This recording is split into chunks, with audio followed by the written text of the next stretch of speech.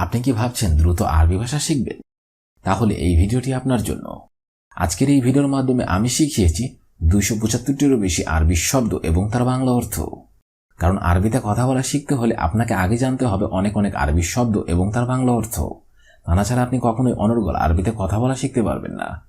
তাই খুব সহজে এবং খুব দ্রুত আরবি ভাষা শিখতে ভিডিওটি প্রথম থেকে শেষ পর্যন্ত দেখুন। তাহলে চলুন শুরু করা যাক আজকের ভিডিও। মালুম অর্থাৎ বুঝতে পারা। আরবিতে হবে মালুম, বাংলা অর্থ হবে বুঝতে পারা। ফাহিম অর্থাৎ বুঝতে পেরেছি। আরবিতে হবে ফাহিম, বাংলা অর্থ হবে বুঝতে পেরেছি। আবশার অর্থাৎ ঠিক আছে। আরবিতে হবে আবশার, বাংলা অর্থ হবে ঠিক আছে। এলাব অর্থাৎ ব্যথা। আরবিতে হবে এলাব, বাংলা অর্থ হবে ব্যথা। হাআক অর্থাৎ দীর্ঘজীবী হও। আরবিতে হবে হাআক, বাংলা অর্থ হবে দীর্ঘজীবী হও। শব্দগুলো আরেকবার করে শিখে নেওয়া যাক। মালুম অর্থাৎ বুঝতে পারা। ফাহিম অর্থাৎ বুঝতে পেরেছি। আবশার অর্থাৎ ঠিক আছে। এলাব অর্থাৎ ব্যথা। হাআক অর্থাৎ দীর্ঘজীবী হও। মা অর্থাৎ সাথে। আরবিতে হবে মা, বাংলা অর্থ হবে সাথে। মাই অর্থাৎ আমার সাথে। আরবিতে হবে মাই, বাংলা অর্থ হবে আমার সাথে। মাক অর্থাৎ তোমার সাথে। আরবিতে হবে মাক, বাংলা অর্থ হবে তোমার সাথে।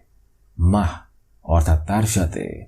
আরবিতে হবে মাহ, বাংলা অর্থ হবে তার সাথে। মালিশ অর্থাৎ সরি অথবা দুঃখিত। আরবিতে হবে মালিশ, বাংলা অর্থ হবে সরি অথবা দুঃখিত। শব্দগুলো আরেকবার করে শিখে নেওয়া যাক। মা অর্থাৎ সাথে। মাই অর্থাৎ আমার সাথে। মাক অর্থাৎ তোমার সাথে। মা অর্থাৎ তার সাথে।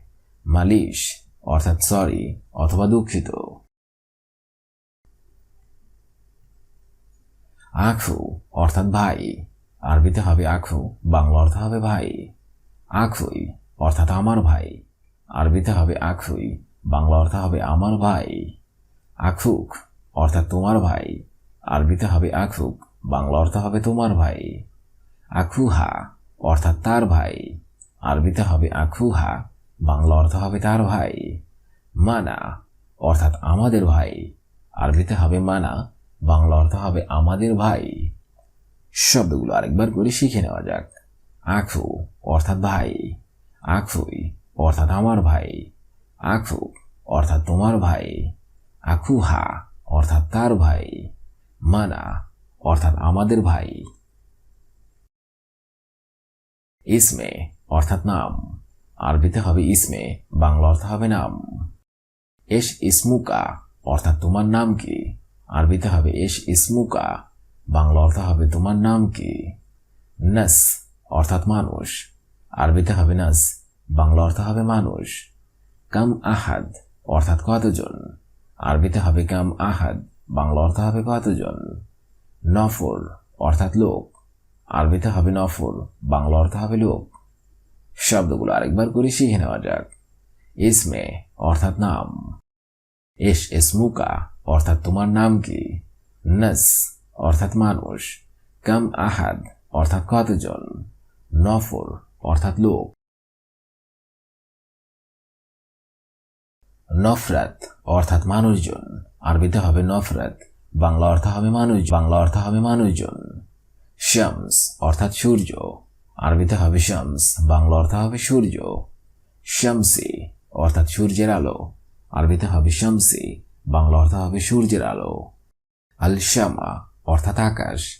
আরবিতে হবে আল শামা, বাংলা অর্থ হবে আকাশ। কামার অর্থাৎ চাঁদ। আরবিতে হবে কামার, বাংলা অর্থ হবে চাঁদ। শব্দগুলো আরেকবার করে শিখে নেওয়া যাক। নফরাত অর্থাৎ মানুষজন। শামস অর্থাৎ সূর্য। শামসি অর্থাৎ সূর্যের আলো। আল সামা অর্থাৎ আকাশ। কামার অর্থাৎ চাঁদ। বদর অর্থাৎ পূর্ণিমা। আরবিতে হবে বদর, বাংলা অর্থ হবে পূর্ণিমা। দুনিয়া অর্থাৎ পৃথিবী। আরবিতে হবে দুনিয়া, বাংলা অর্থ হবে পৃথিবী। নজমা অর্থাৎ তারা। আরবিতে হবে নজমা, বাংলা অর্থ হবে তারা। মকতব অর্থাৎ অফিস। আরবিতে হবে মকতব, বাংলা অর্থ হবে অফিস। ইস্তিমা অর্থাৎ মিটিং, আরবিতে হবে ইস্তিমা, বাংলা অর্থ হবে মিটিং। শব্দগুলো আরেকবার করে শিখে নেওয়া যাক। বদর অর্থাৎ পূর্ণিমা, দুনিয়া অর্থাৎ পৃথিবী, নজমা অর্থাৎ তারা, মকতব অর্থাৎ অফিস, ইস্তিমা অর্থাৎ মিটিং। মুদির অর্থাৎ ম্যানেজার, আরবিতে হবে মুদির, বাংলা অর্থ হবে ম্যানেজার। অক্কা অর্থাৎ স্বাক্ষর, আরবিতে হবে অক্কা, বাংলা অর্থ হবে স্বাক্ষর। কিতাব অর্থাৎ বই, আরবিতে হবে কিতাব, বাংলা অর্থ হবে বই। গালম অর্থাৎ কলম, আরবিতে হবে গালম, বাংলা অর্থ হবে কলম। কালম রাসাস অর্থাৎ পেন্সিল, আরবিতে হবে কালম রাসাস, হবে পেন্সিল। শব্দগুলো আরেকবার করে শিখে নেওয়া যাক। মুদির অর্থাৎ ম্যানেজার, অক্কা অর্থাৎ স্বাক্ষর, কিতাব অর্থাৎ বই, গালম অর্থাৎ কলম, কালম রাসাস অর্থাৎ পেন্সিল। কামোস অর্থাৎ ডিকশনারি, আরবিতে হবে কামোস, বাংলা অর্থ হবে ডিকশনারি। মুআল্লিম অর্থাৎ শিক্ষক, আরবিতে হবে মুআল্লিম, বাংলা অর্থ হবে শিক্ষক।